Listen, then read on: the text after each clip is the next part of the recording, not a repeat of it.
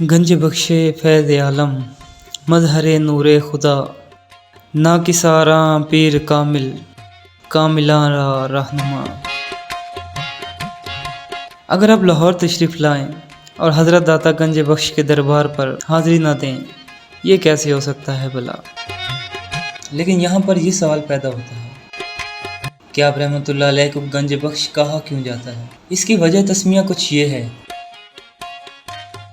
کہ خواجہ خواجگان حضرت معین الدین چشتی رحمۃ اللہ علیہ جب لاہور میں رونق افروز ہوئے تو آپ کے مزار مبارک پر قیام فرمایا اور چلتے وقت حضرت خواجہ معین الدین چشتی صاحب نے یہ شعر پڑھا: گنج بخش فیض عالم مظہر نور خدا، ناکساراں پیر کامل کاملاں را رہنما۔ اور اسی روز سے آپ داتا گنج بخش کے لقب سے مشہور ہوئے، یہاں تک کہ بعض لوگ تو آپ کو گنج بخش کے نام سے ہی پکارا کرتے تھے۔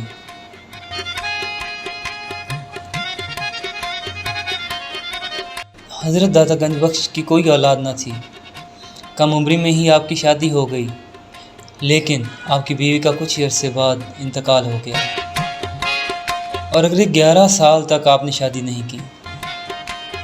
اس کے بعد آپ کے والدین نے اصرار کیا اور ان کے کہنے پر آپ دوبارہ شادی کے لیے رضامند ہوئے، لیکن دوسری بیوی کا بھی 1 سال بعد انتقال ہو گیا۔ حضرت داتا علی حجویری جب علوم ظاہری مکمل کر کے علوم باطنی کی طرف متوجہ ہوئے تو آپ کے استاد شیخ ابو القاسم نے آپ سے فرمایا کہ فقیر کے لیے حاضر مرشد سے بہتر اور کچھ نہیں، اور فقیر وہ ہوتا ہے جو کہ غواص ہو نہ کہ متصل۔ اس کا مطلب یہ ہے کہ فقیر کا ہاتھ ہمیشہ دینے والا ہونا چاہیے، لینے والا نہیں ہونا چاہیے۔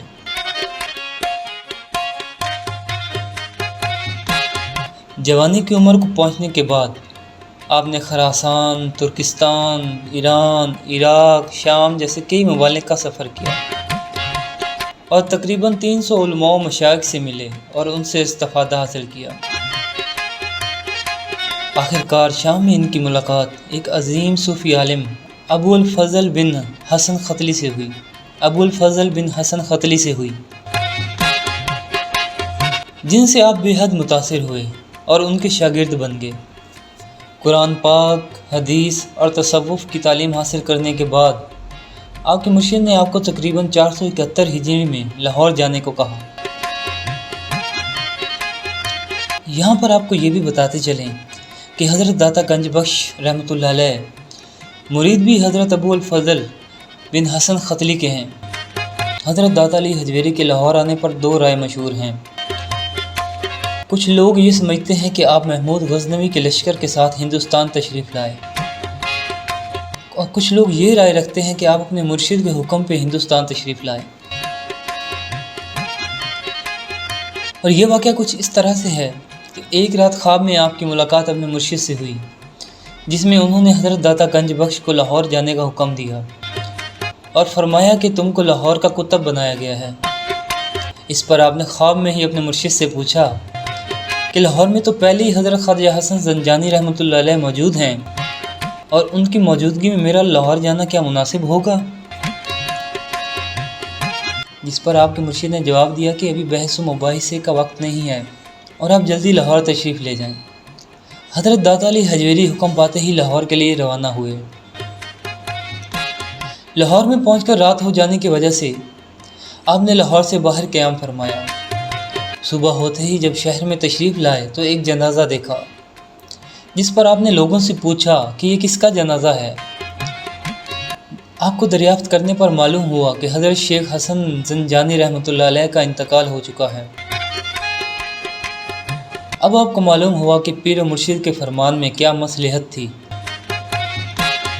اس کے بعد آپ نے لاہور میں مستقل سکونت اختیار کی اور یہاں پر تعلیم و تلقین اور رشد و ہدایت پر معمور ہو گئے۔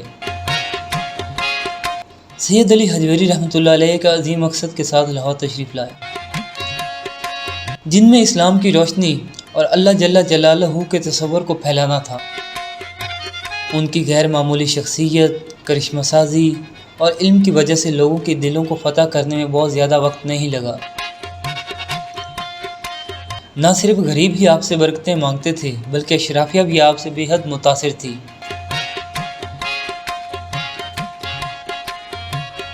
ایک بہت ہی مشہور واقعہ ہے کہ پنجاب کا ایک گورنر، ایک غیر مسلم جس کا نام رائے راجو تھا، وہ آپ کے کرشمے سے اتنا متاثر ہوا کہ اس نے اسلام قبول کر لیا۔ داتا صاحب نے ان کا نام شیخ ہندی رکھا اور اب بھی ان کی قبر داتا دربار کے احاطے میں موجود ہے۔ آپ کی اہمیت کا اندازہ اس بات سے بھی لگایا جا سکتا ہے کہ بابا فرید الدین گنج شکر، خواجہ باقی باللہ، حضرت مجدد الف ثانی، حضرت میاں میر قادری، حضرت مادھو لال حسین اور کئی اولیاء و صوفیان نے آپ سے فیض حاصل کیا۔ یہاں تک کہ خواجہ معین الدین چشتی ایک عظیم بزرگ اور بر صغیر میں چشتیہ سلسلے کے بانی ہیں۔ اجمیر میں اپنی گدی سنبھالنے سے پہلے انہوں نے اپنی رہنمائی کے لیے آپ کے مزار پر 40 دن گزارے۔ حضرت داتا گنج بخش علی ہجویری نے 34 سال لاہور میں گزارے اور ایک بار بھی واپس جانے کا نہیں سوچا۔ آپ نے سن 465 ہجری میں اس جہان فانی سے کوچ فرمایا اور بعض لوگ یہ بھی کہتے ہیں کہ آپ کا وصال 456 ہجری میں ہوا۔ آپ کا مزار لاہور میں فیوز و برکات کا سرچشمہ ہے۔ آپ قطب زمانہ تھے، ذکر و فکر اور عبادت میں مشغول رہتے تھے۔ آپ دنیاوی آلائشوں سے پاک و صاف تھے۔ آپ کی ذات سے متاثر ہو کر بہت زیادہ لوگ دائرہ اسلام میں داخل ہوئے۔ آپ عالم تھے اور آپ نے بہت سی کتابیں بھی لکھیں۔ آپ کی لکھی ہوئی مشہور کتابوں میں کشف المحجوب، کشف الاسرار سمیت کئی کتابیں آپ سے منسوب ہیں۔ ویسے تو بیان کرنے کے لیے آپ کے بہت سے واقعات تاریخ کا حصہ ہیں، لیکن یہاں پہ ہمارا خیال ہے کہ یہ ویڈیو زیادہ لمبی ہو جائے گی اور اس ویڈیو کے لیے اتنی ہی معلومات کافی ہیں، تو آپ کے واقعات پہ انشاءاللہ ایک نئی ویڈیو جلد ہی بنائیں گے۔ دعاؤں میں یاد رکھیے گا۔ جزاک اللہ، and please like, subscribe and share our channel.